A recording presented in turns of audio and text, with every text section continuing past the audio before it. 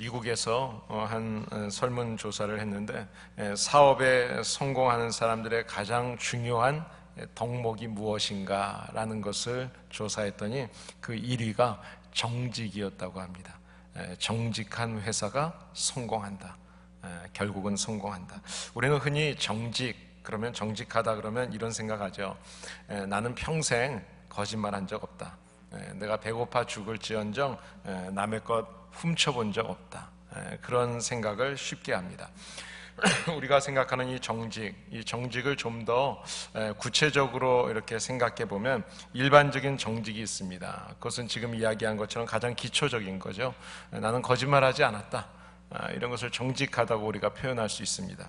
또 한 가지는 법률적인 정직의 모습이 있죠. 정해진 법을 내가 잘 지켜나간다. 이것도 정직하다는 표현 중에 하나입니다. 또 하나는 우리의 내면적인 정직함이 있습니다. 그것은 다른 사람은 모르죠. 나의 양심의 기준에서 내가 정직하게 살았다 라고 생각하는 겁니다. 한 가지 더 우리 그리스도인들에게 있어서는 성경적인 정직이 있습니다. 이것은 하나님의 말씀 안에서 하나님 앞에서 바르고 곧게 사는 삶을 이야기하는 겁니다. 그러니까 성경에서 말하는 정직이라고 하는 것은 우리가 거짓말하지 않고 어떤 물건을 훔치지 않는 일, 그 정도의 도덕적인 의미만 이야기하는 것이 아니라 전능하신 하나님 앞에서의 하나님과의 관계 속에서 있는 거룩함, 그 올바름, 정직함, 그것을 이야기하는 겁니다. 우리 한국말 사전에 정직이라는 표현을 찾아보면 이렇게 정의가 되어 있더라고요. 정직이란 거짓이나 꾸밈이 없이 마음이 바르고 곧은 것이다, 이렇게 이야기했습니다. 그러니까 정직이라고 하는 것은 곧고 바른 마음, 그러니까 바른 삶의 태도, 이런 것을 이야기하는 거겠죠. 정직이라는 말, 이것을 히브리어에서는 야스와르라는 단어를 씁니다. 이 단어의 의미는 이제 몇 가지 의미가 있는데, 물리적으로는 휘어지지 않고 이렇게 곧게 되는 거예요. 휘지 않는 것을 이야기하는 거예요. 또 한 가지는 이제 평탄하다, 기울어지지 않고 이렇게 레벨을 잘 지키고 있는 그런 모습을 이야기합니다. 또 윤리적으로 이야기하면 right하다, honest하다, 정직하다, 의롭다라는 그런 의미를 갖고 있습니다. 그러니까 우리가 도덕적으로나 실제적으로나 우리가 옳은 것을 충실하게 지키려고 하는 그런 마음 자세, 이런 것이 정직함이다, 이렇게 생각할 수 있습니다. 자, 그런데 정직과 정의로 이 땅을 다스리시고 통치하시는 그 하나님 앞에서, 그 하나님과의 관계 속에서 온전한 관계를 가진 사람, 그런 사람을 성경이 바로 정직한 사람이다, 그렇게 표현을 하는 겁니다. 다윗이라고 하는 사람, 다윗은 자기의 뒤를 이어서 이스라엘의 왕이 될 솔로몬에게 열왕기상 2장에서 유언을 합니다. 하나님의 일에 최선을 다해서 마음과 성품을 다해서 열심히 그 하나님의 말씀을 지켜 행하라. 그렇게 하면 내가 무엇을 하든지 어디를 가든지 다 형통하게 될 거야. 그렇게 아들에게 유언의 이야기를 했어요. 여러분, 이 다윗이 한 이 유언이라고 하는 것은 그냥 내가 유언을 어떻게 했으면 좋겠다 하고 생각해서 이야기한 것이 아닙니다. 그의 인생의 경험을 통해서 얻은 것을 가지고 한 유언이 바로 이 다윗의 유언입니다. 왜 그래요? 다윗은 실수가 있었던 사람입니다. 순간에 큰 실수로 넘어졌었습니다. 그 다윗의 실수는 바로 하나님과의 관계를 깨트리는 것이었습니다. 그런데 하나님의 책망을 받았어요. 그리고 회개했어요. 그리고 하나님 앞에서 관계가 회복이 되었습니다. 그런 다윗을 지금 오늘 본문 말씀 속에서 열왕기상 15장 5절에서 뭐라고 이야기하는가 하면, 다윗이 햇사람 우리야의 일 외에는 평생의 여호와 보시기에 정직히 행했다, 그렇게 말씀합니다. 자기에게 명령하신 모든 일을 어기지 않았다. 그러니까 하나님의 말씀을 어기지 않고 하나님과 흐트러진 관계가 있다면 그것을 회개하고 돌이켜서 바른 관계를 가지고 사는 것, 이것이 바로 정직함이라는 것을 우리가 알 수 있습니다. 우리가 상식적으로 생각하면 다윗이 유언을 했을 때 유언을 들은 솔로몬, 하나님 앞에서 일천번제를 드렸습니다. 또 하나님이 주시는 지혜와 부귀영화를 누렸습니다. 그 솔로몬이 아버지 다윗의 그 유언을 본받아서 훌륭한 왕으로서 평생 동안 하나님이 주신 축복을 누렸을 것이다 라고 생각할 수 있어요. 그런데 아버지의 유언을 들은 다윗의 아들 솔로몬이 다윗이 죽고 왕이 된 이후에 처음에는 솔로몬의 마음이 온전히 하나님을 향했습니다. 그래서 우리가 앞에 봤던 열왕기상 3장에 보시면 본인이 하나님 앞에 행할 모든 것들을 다 지키고 또 1,000마리의 그 짐승을 잡아서 하나님 앞에 번제도 드리고 또 스스로는 작은 아이라고 이렇게 겸손한 모습을 보여줬었습니다. 그래서 하나님께서 무엇을 원하느냐? 그러니까 하나님의 백성들을 다 다스릴 수 있는, 재판할 수 있는 그런 지혜를 주세요. 그 이야기를 듣고 하나님이 감동하셔서 솔로몬에게 지혜와 은혜를 많이 베풀어 주셨습니다. 이 땅에서 누릴 수 있는 모든 영광 하나님께서 다 주시겠다 그랬어요. 덤으로 주시겠다 그랬어요. 그런데 이런 영광, 이런 은혜가 오래 가지 못했습니다. 온 세상이 솔로몬에게 돌리는 명예, 그리고 그 부귀 영화, 이것이 솔로몬의 마음을 하나님으로부터 돌이키게 했습니다. 그리고 결국은 세상을 향하게 했습니다. 그 구체적인 내용이 이방 여인들과 통혼을 하게 되면 결국은 그들 때문에 다른 신을 섬기게 될 것이다, 마음을 돌이키게 만들 것이다. 그래서 통혼하지 말라고 했던 하나님의 말씀을 어기고요, 이스라엘 주변의 이방 나라들의 여인들과 사랑을 합니다. 모압, 암몬, 에돔, 시돈, 헷 여인, 많은 여인들. 그런데 그 여인들을 자기의 후궁이나 첩으로 세운 그 후궁 첩을 합하면 성경에 기록된 것만 11장에 보면 1,000명이 되죠. 여러분, 솔로몬이 나이가 많아졌습니다. 젊을 때는 잘 다스렸을지 모르겠어요. 그런데 1,000명이 되는 여인들의 그 마음이 결국은 솔로몬의 이 귀한 마음을 흐트러 놓기 시작했습니다. 그래서 결국은 하나님의 말씀대로 하나님으로부터 돌아서게 하고 그리고 그들이 섬기는 신들을 섬기게 됩니다. 아스다롯, 밀곰, 그모스, 몰록, 이런 신들을 섬기게 돼요. 산당을 지었고요, 분향하고 제사를 지냅니다. 여러분, 솔로몬의 마음이 하나님을 떠나고 우상을 숭배하는 이런 상황, 이것을 보면서 하나님이 분노하시게 되었습니다. 그리고 하나님이 경고하십니다. 책망하십니다. 그런데도 불구하고 솔로몬이 돌이키지 않아요. 바뀌지 않았어요. 이런 솔로몬의 모습은 하나님께서 세상의 사람들에게, 우리들에게, 저와 여러분들에게 세상의 부귀 영화를 주셨을 때 그 부귀 영화를 주신 하나님을 더 사랑하고 하나님을 쫓는 것이 아니라 그 하나님으로부터 받았음에도 불구하고 오히려 지금 누리고 있는 세상 것에 빠지고 그 세상 것을 섬기게 될 수 있다는 가장 좋은 예를 솔로몬을 통해서 보여줬다고 생각합니다. 여러분, 우리 주변에 우리를 넘어뜨리려고 하는 사단이 있어요.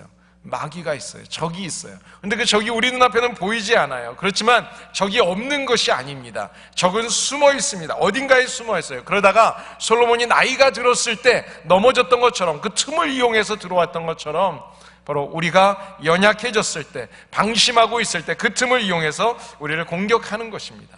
많은 사람들이 솔로몬처럼 이런 함정에 빠지게 되죠. 그래서 고린도후서 13장에 보시면 믿음 안에 내가 있는지 너 자신을 늘 스스로 시험하라고 성경이 말씀합니다. 그리고 디모데전서 6장에 보시면 돈을 사랑함이 일만하게 뿌리다라고 말씀합니다. 그러면서 이것을 탐내는 자들은 미혹되지 않도록, 믿음에서 떠나지 않도록 조심하라고. 결국 믿음에서 떠나게 된다는 거예요. 미혹을 받아서. 여러분, 사실 돈이라고 하는 것이 일만하게 뿌리다, 맞는 얘기예요. 돈이 없으면 권력도 추구하지 못합니다. 돈이 없으면 명예를 찾지도 않아요. 돈이 없으면 학위 받겠다고 여러 군데 다니면서 박사학위 쫓아다니지도 않아요. 돈이 없으면 여자 찾지도 못합니다. 모든 무너지는 그 유혹들은 시작은 물질이라는 것을 우리가 알고 있습니다. 솔로몬이 부귀영화를 누리는 가운데서 결국은 자기는 여인을 사랑한 죄밖에 없다고 말할 수 있을지 모르겠어요. 그러나 하나님의 명령을 어기고 금지하신 이방 여인과의 사랑, 그리고 그 통혼을 통해서 죄가 들어오게 되었습니다. 그리고 하나님을 버리게 됐고 이방 신들에게 제사를 지내고 우상을 섬겼어요. 이것이 본인만이 아니라 온 이스라엘 전역에 퍼지게 되었습니다. 여러분, 죄라고 하는 것은 꼬리에 꼬리를 물고 들어오는 겁니다. 죄라는 것이 바로 그런 것입니다. 여러분, 솔로몬은 처음에는 다윗을 본받아서 성전을 사랑했어요. 하나님을 사모했어요. 그런데 11장 4절에 보니까 나이가 들어가면서 다윗의 유언과 하나님의 말씀을 버리고 여인을 더 사랑했다, 세상을 더 사랑했다는 것을 보여주고 있습니다. 자, 그런데 오늘 본문에 나오는 다윗을 보게 되면 다윗은 나이가 들면서 오히려 더 하나님과 관계를 더 잘했던 사람이라는 것을 알 수 있습니다. 그런 다윗의 삶을 칭찬하시면서 다윗은 우리야의 일, 그때의 일 외에는 평생에 하나님 앞에서 여호와 보시기에 정직했다. 다시 말하면 그 일 이후에 하나님과의 관계를 더 잘하려고 노력하고 최선을 다했다는 것을 이야기하는 겁니다. 그런데 이런 다윗의 모습을 우리는 솔로몬이 본받을 것이라고 생각했는데 이 솔로몬이 아니라 다른 사람의 이름이 나와요. 오늘 11절 말씀해 보시게 되면 다윗의 후손 중에서 이런 같은 이야기를 들은 다윗처럼 하나님 보시기에 정직했던 사람이다 라는 사람으로 아사라는 사람의 이름이 등장을 합니다. 그의 조상 다윗같이 여호와 보시기에 정직하게 행했다. 14절에는 그 마음이 일평생 동안 여호와 앞에서 온전했다 그렇게 표현합니다. 아사라는 사람이 어떻게 그 일평생 동안 그 마음이 하나님 앞에서 온전하고 하나님 보시기에 정직할 수 있었을까요? 아사가 자기 조상같이 여호와 보시기에 정직했다. 이 말은 다른 말로 표현하면 아사의 정직함은 바로 다윗을 본받아서 가능했다는 겁니다. 아사의 정직함이 다윗 때문이었어요. 다윗의 정직함을 보았어요. 여러분, 아사가 평생 동안에 하나님 앞에서 정직했던 그 이유, 여러분, 다윗 때문이었습니다. 한번 다윗의 생애를 한번 우리가 살펴보면 잘 아시는 것처럼 그 생애 중에 자기의 죄를 감추려고 했던 그 밧세바, 그 여인의 문제가 있었습니다. 그리고 그것을 감추려고 결국 그 남편 우리아까지 죽이는 죄를 범했습니다. 그런데 그게 아무도 몰랐을까요?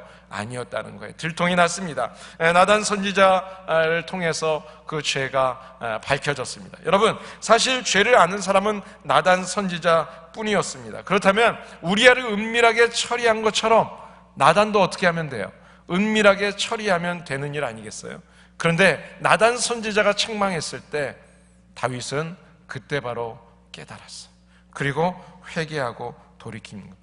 시편 51편을 보시게 되면 자신의 죄와 실수를 솔직하게 고백하고 인정합니다. 자기 내면에 근본적인 죄성이 있어서 큰 죄를 지었다고 적나라하게 고백해요. 그러면서 다윗은 하나님 앞에서 참회하면서 진실한 기도를 드립니다. 하나님, 내 속에 정한 마음을 창조해 주시고 내 안에 정직한 영을 새롭게 하옵소서. 내 내면 속에 있는 깨끗한 마음, 더러운 마음을 깨끗하게 해주시고 정직하게 해달라고 하나님 앞에 절규하면서 기도하는 겁니다. 하나님은 그런 다윗을 햇사람 우리아의 일 외에는 평생에 여호와 보시기에 정직하게 행했다. 그렇게 하나님이 말씀하신 거예요. 다른 말로 표현하면 하나님 앞에서 회개하는 마음, 이것이 바로 정직한 마음이에요. 왜냐하면 하나님 앞에서 관계가 회복이 되었기 때문입니다. 다윗의 이 정직함을 아삽이 본받았다는 겁니다. 이 본문은 이어서 아사가 여호와 보시기에라고 이야기합니다. 여러분, 사람이 보기에가 아니에요. 사람이 보기에가 아니에요. 사람은 얼마든지 속일 수 있어요. 보지 않는 곳에서 속일 수 있어요. 그러나 하나님은 속일 수 없습니다. 여러분, 신약성경에 보시면 아나니아와 삽비라가 재산을 팔아가지고 헌금을 할 때 얼마나 사람들 앞에서 자랑스러워했습니까? 그러나 하나님 앞에는 그것이 아니었습니다. 내가 사람을 속인 것이 아니라 하나님을 속였다 이야기합니다. 전 재산을 드린 것 같았지만 그렇지 않았어요. 자기는 사람들 앞에 뭔가 막 보여지게 했고, 그리고 사람들이 자기를 존경하는 것으로 알았어요. 그러나 하나님은 아셨어요. 결국은 그것이 들통나고 나서 어떻게 됩니까? 내가 하나님을 속였다라는 말이 떨어지기가 무섭게 죽지 않습니까? 하나님 보시기에는 진실하지 않았다는 거예요. 여러분, 열왕기상 14장에도 보시면 이스라엘의 왕 여로보암에 대한 이야기가 나옵니다. 하나님 앞에서 범죄했습니다. 하나님의 징계해서 아들이 병들게 됐어요. 그런데 그 병든 아들을 이제 어떻게 하면 좋을까? 어떻게 될까? 그것이 궁금해서 자기가 왕이 될 것을 이야기해줬던 선지자에게 보냅니다. 그런데 아이야 선지자에게 보내면서 아내를 변장시킵니다. 자기 아내가 아닌 것처럼, 자기 아들이 아닌 것처럼 이야기하려고 하는 거예요. 그때 하나님께서는 아이야 선지자에게 이 여로보암의 아내가 변장을 하고 온다 말씀하십니다. 그리고 그 이야기를 다 가르쳐 주세요. 하나님은 속일 수가 없어요. 선지자에게 물어보기도 전에 선지자가 여로보암의 아내여 들어와라, 내가 어찌하여 다른 사람인 척하느냐, 변장하고 있느냐, 그렇게 이야기하는, 거짓된 행동을 하느냐. 사람은 몰라도 하나님은 아는 거예요. 사람은 속일 수 있을지 모르지만 하나님은 속일 수 없다는 것입니다. 아사 왕이 하나님 앞에서 정직하다는 것, 이것은 보이지 않는 그 하나님을 믿었다는 거예요. 그걸 확신했다는 겁니다. 여러분, 우리가 하나님 앞에서 정직한 사람은 겸손할 수밖에 없습니다. 왜냐하면 나를 누구보다도 잘 아시기 때문에. 내 부모도 모르는 일을 하나님은 아세요. 나와 하나님만 아는 일이에요. 그러니까 하나님 앞에서 겸손할 수밖에 없어요. 자신에게 정직한 사람은 세상에서 떳떳할 수 있습니다. 이웃들에게 정직한 사람은 공정하게 행동을 합니다. 여러분, 일에 정직한 사람은 성실할 수밖에 없어요. 동료들에게 정직한 사람들은 사람들로부터 신뢰를 받게 되는 겁니다. 하나님 앞에서 정직하게 살려고 하다 보면 때로는 우리에게 부당한 대우를 받을 수 있는 일이 있습니다. 불이익을 당할 수도 있습니다. 손해와 희생을 겪을 수도 있습니다. 그럼에도 불구하고 저와 여러분들이 철저하게 하나님 앞에서 정직한 사람으로 행동한다면 이것을 통해서 하나님께서 우리에게 은혜를 베풀어 주실 것입니다. 저와 여러분들이 하나님 앞에서 사는 사람, 그럼에도 불구하고 하나님 앞에서 행동하는 사람, 이 사람이 바로 정직한 사람이고 이것이 바로 정직입니다. 어떤 상황 속에서도 하나님 앞에서 바르게 사는 정직한 성도들이 되시기를 예수님의 이름으로 축복합니다. 두 번째로 아사가 왕이 되고 나서 구체적으로 이 삶의 주변에 있는 것들을, 이 악한 것들을 정리하는 모습을 보게 됩니다. 여러분, 정리한다는 것은, 이 말의 뜻은 끊을 것은 끊고 버릴 것은 버린다는 거예요. 집을 이사하면서 정리를 이렇게 하다 보니까 버릴 게 참 많더라고요. 버릴 게 많아요. 끊을 거 끊고 정리할 거 정리하는 거. 어떤 것들을 끊었을까요? 어떤 것을 정리했을까요? 오늘 아사가 12절에 보니까 하나님 앞에서 정직하게 행동했던 그 사람의 모습을 설명하는데, 남색하는 자, 다른 말로 하면 남자끼리 성생활을 한 사람을 이야기하는 겁니다. 그들을 소탕합니다. 그리고 솔로몬과 여로보암이 만들어 놓았던 그 우상들을 다 파괴해버렸습니다. 하나님께서 싫어하는 것들을 다 끊어버렸다는 거예요. 다 정리했다는 것입니다. 이것이 바로 하나님 앞에서 정직한 거예요. 여러분, 하나님이 좋아하시는 것은 내가 손해를 보더라도 좋아하는 거예요. 그러나 하나님이 싫어하는 것은 내게 이익이 된다 할지라도, 어떤 이익이 있다 할지라도 언제나 하지 말아야 되는 것. 이것이 바로 하나님 앞에서의 정직함이에요. 이것이 바로 성도의 삶이에요. 평생 여호와 앞에서 정직하게 살아가시기를 바랍니다. 오늘 여기 13절 말씀을 보시면 한 걸음 더 나가서 이 아세라의 가증한 우상을 만들었던 태후의 지위까지도 폐해버립니다. 그리고 우상을 찍어서 기드온 시내가에서 불살라버렸어요. 이것은 주변을 깨끗하게 정리했다는 거예요. 두 번 다시 내 주변에 약한 것들이 오지 못하도록 철저하게 끊어버렸다는 거예요. 여러분, 교회 다니신 지 얼마나 되셨어요? 예수님을 아신 지 얼마나 되셨습니까? 신앙생활 좀 하셨다고 생각드세요? 교회 출석한 지 여러분 얼마나 되셨어요? 혹시 그럼에도 불구하고 아직 하나님께서 원치 않는 것들을 끊어버리지 못한 것이 있습니까? 정리해야 될 것을 정리하지 못한 것이 있지는 않습니까? 여러분, 그런 우리 삶의 해로운 것들, 끊어야 될 것들, 그것들을 여러분 끊으시고 정리할 것들을 정리해 보시기를 바랍니다. 여러분, 예를 들면 이런 거죠. 내가 담배를 피웠어요. 건강에 안 좋잖아요. 자식이 싫어해요. 아내가 싫어해요. 주변 사람들이 싫어해요. 내 건강을 위해서라도 끊는 거예요. 술자리도 마찬가지입니다. 피해보세요. 한 잔이 두 잔 되고 두 잔이 세 잔 돼요. 그것을 계속하다 보면 결국은 술로 넘어지는 거예요. 나는 괜찮겠지 했지만 솔로몬은 안 그랬을까요? 솔로몬은 여자를 사랑했어요. 한 여인 사랑했어요. 두 여인 사랑했어요. 괜찮을 줄 알았어요. 시간이 흘러서 나이가 들면서 결국은 그것 때문에 무너지게 되는 겁니다. 사랑하는 여러분, 세상 일이 아무리 나에게 도움을 준다 할지라도 믿음에 손해를 주는 일은 가차없이 끊으실 수 있기를 바랍니다. 아직도 정리하지 못하고 10년, 20년 교회를 나왔다면 여러분, 교회 생활로 만족하지 마시고 하나님 앞에서 끊을 것을 끊고 정리하는 일평생 하나님 앞에서 온전한 여러분의 삶이 되시기를 예수님의 이름으로 축복합니다. 세 번째로 아삽은 하나님 앞에서 성별된 그런 헌신을 드리는 모습을 보게 됩니다. 하나님의 것을 분명히 구별할 줄 알고 하나님께 드릴 수 있어야 돼요. 여러분, 15절 말씀을 보면 그가 그의 아버지가 성별한 것과 자기가 성별한 것을 여호와의 성전에 받들어 드렸으니 곧 은과 금과 그릇들이더라, 이렇게 말씀합니다. 금그릇과 은그릇을 구별해서 하나님 앞에 드렸다고 이야기합니다. 아사왕의 아버지 아비암이 금그릇과 은그릇이 생기면 하나님의 것으로 구별했어요. 하나님 앞에 드린 거예요. 그것을 보고 아사왕 역시 금그릇과 은그릇이 생기면 하나님의 것으로 구별해서 하나님의 성전에 드렸다고 이야기하는 겁니다. 여러분, 성별이라고 하는 것은 구별한다는 것입니다. 여러분, 내 것과 다른 사람의 것을 구별할 줄 알아야 돼요. 내 아내, 내 남편, 남의 남편, 남의 아내 구별할 줄 알아야 돼요. 이거 잘못하면 큰일 나는 겁니다. 공과 사도 구별할 줄 알아야 돼요. 교회 것, 회사 것, 내 것 구별할 줄 알아야 돼요. 예전에 제가 섬겼던 교회에서는요, 교회 물건을 자기 것처럼 생각해. 그래서 페이퍼가 필요하면 교회 거 막 가져가요. 교회 물건을 자기 마음대로 써요. 뭐 교회 차를 자기 일에 주로 써요. 그냥 아무 말도 상관없이 그냥 써요. 내가 교회 헌금했는데 뭐 내 거나 뭐 상관없지. 하나님의 것과 내 것을 분명히 구별할 줄 알아야 됩니다. 여러분, 이것을 구별하지 못하면 문제가 생기는 거예요. 큰일이 생기는 거예요. 하나님께서 에덴 동산에 있는 모든 나무들의 실과를 하나님이 주십니다. 그리고 말씀하십니다. 다 먹어도 좋다. 그러나 동산 가운데 있는 선악을 알게 하는 나무는 먹지 마라. 절대로 먹지 마라. 이것은 침범하지 말라는 이야기예요. 하나님의 영역을 침범하지 말라는 거예요. 하나님의 주권을 침범하지 말라는 거예요. 아담과 하와가 그것을 구별하지 못했습니다. 그것으로 인해서 죄가 들어오는 거예요. 사랑하는 여러분, 우리에게 생명을 주신 분은 하나님이십니다. 우리의 삶에 필요한 양식을, 일용할 양식을 하나님이 주십니다.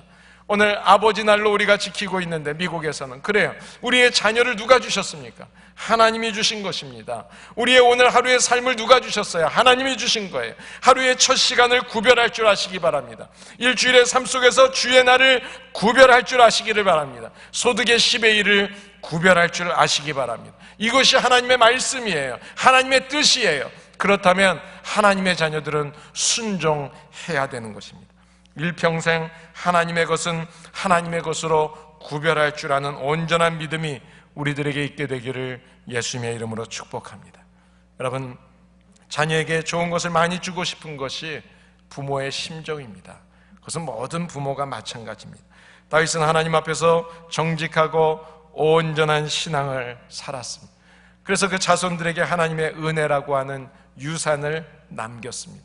솔로몬이 실수했지만 하나님께서는 다윗 때문에 그 가문을 살려주시고 계속해서 축복해 주십니다. 다윗의 후손 중에서 아사 왕이 나왔습니다.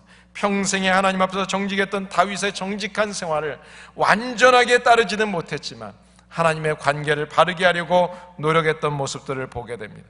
구체적으로 주변의 악한 것들을 정리했다고 했습니다. 끊을 것을 끊는, 불결한 것들을 다시는 내 주변에 들어오지 못하도록 끊는 정직함이, 노력이 있었어요.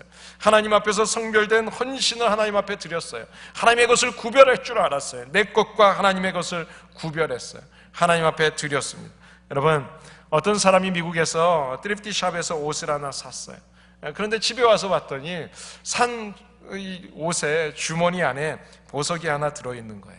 그것 때문에 고민이 돼서 교회에 가서 목사님에게 물어봤답니다. 목사님, 이 물건을 샀는데 이 산 물건 속에 이런 게 있었는데 어떻게 하면 좋을까요? 은근히 내가 가져도 되겠다라는 그런 이야기를 들었으면 좋겠다는 생각도 있었을 겁니다. 그런데 목사님의 답변이 다른 답변이었어요. 성도님에게 아이가 있죠. 네, 있습니다. 아들이 하나 있습니다. 그랬더니 그 목사님이 이렇게 말씀하셨습니다. 그 보석을 주인에게 돌려주십시오. 그리고 그 일을 하러 갈 때 반드시 그 아들을 꼭 데리고 가십시오. 그러면 당신은 보석보다 더 귀한 것을 얻게 될 것입니다. 여러분, 우리가 Father's Day가 됐습니다. 아버지의 날에 우리가 아버지들이 존경을 받으려면 존경받을 일을 해야죠. 우리가 믿음의 유산을 아이들에게 바르게 남겨줘야죠. 그냥 무조건 내가 아버지니까 대접하라고 하면 안 되죠. 우리 아이들이 우리를 존경할 수 있도록 시편 112편 2절에 보시면 정직한 자들의 후손에게 강성하고 복이 있다고 말씀합니다.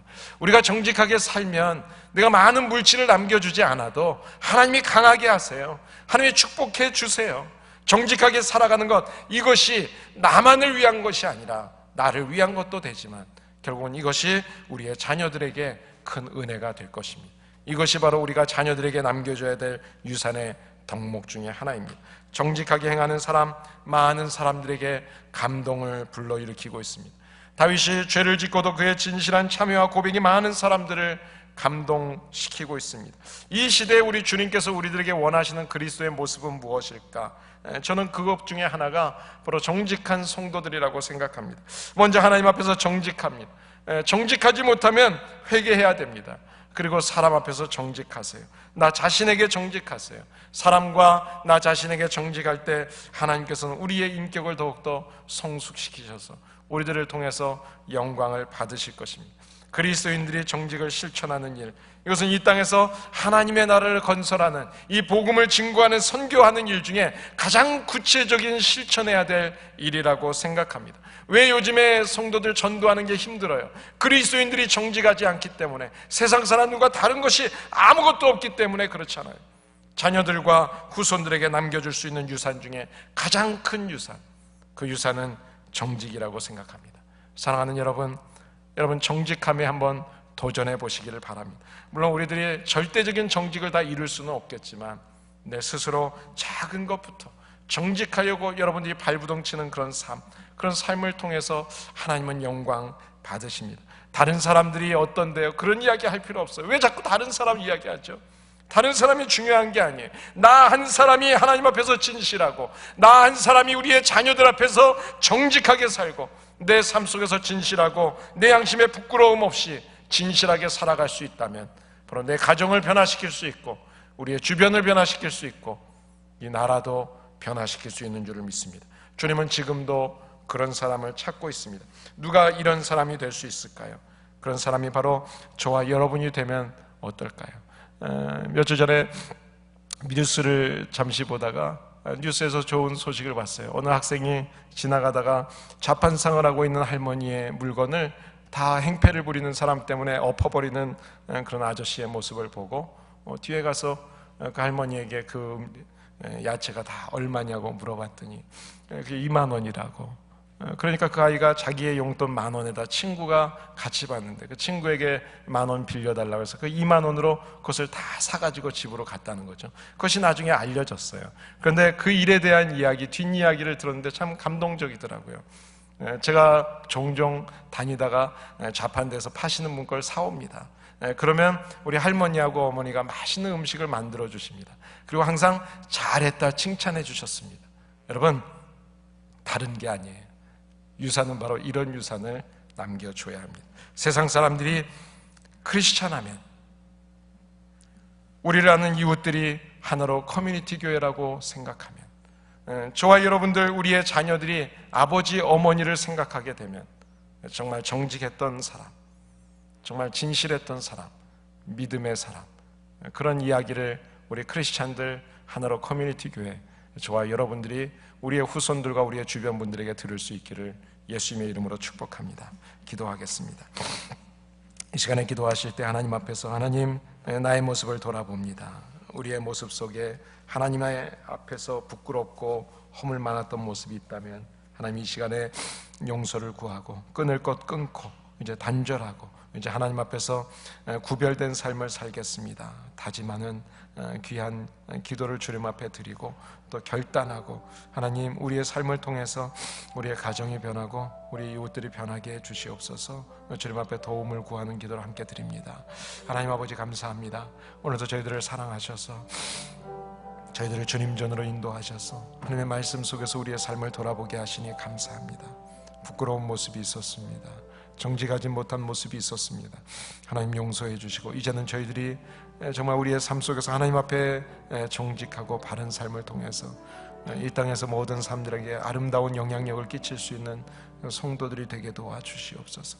하나님, 저희들의 모습을 통해서 우리의 자녀들이 정말 아름다운 본을 받게 하여 주시고, 우리 교회 안에서 우리들을 통해서 성도들이 또 우리의 후대들이 좋은 모습을 본받게 하여 주시고, 하나님, 사회 속에서 우리의 삶을 통해서 세상 사람들이 우리의 거룩함, 우리의 정직함을 통해서 하나님 아름다운 선을 영향을 끼치는 저희들이 되게 도와주시옵소서. 하나님 감사합니다. 오늘도 말씀을 통해서 우리의 삶을 돌아보고 또 결심했습니다. 이 결심이 흔들리지 않게 하시고 평생 동안 주님 앞에 일평생 온전히 주님 앞에서 정직한 삶이 되게 도와주시옵소서. 주님 감사드립니다. 예수님의 이름으로 기도합니다. 아멘. 우리 결심하시면서 우리 다 같이 일어나셔서 함께 찬송합니다. 정직한 마음을 주시옵소서.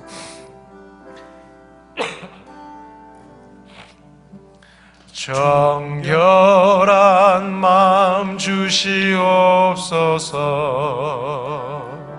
오 주님, 정직한 영을 새롭게 하소서. 정결한 마음 주시옵소서. 정결한 마음 주시옵소서. 오 주님, 정직한 영을 내 안에 주소서. 나를 주님 앞에서 멀리하지 마시고 주의 성령을 거두지 마옵소서.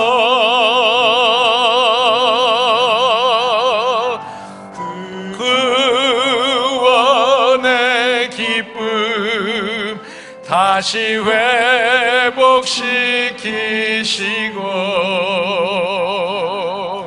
변치 않는 마음 내 안에 주소서. 변치 않는 마음, 변치 않는 마음 내 안에 주소서. 아멘. 주님 감사합니다. 우리들에게 정결한 마음, 정직한 영 새롭게 하여 주시고, 하나님, 주님이 우리를 버리시지 않고 우리를 지금도 지켜보신다는 것을 믿고 이제 주님 앞에 나왔사오니, 결심했사오니, 하나님, 저희들의 마음이 흔들리지 않고 변치 않고 주님 앞에서 정직한 삶을 살게 도와 주시옵소서. 예수님의 이름으로 기도합니다.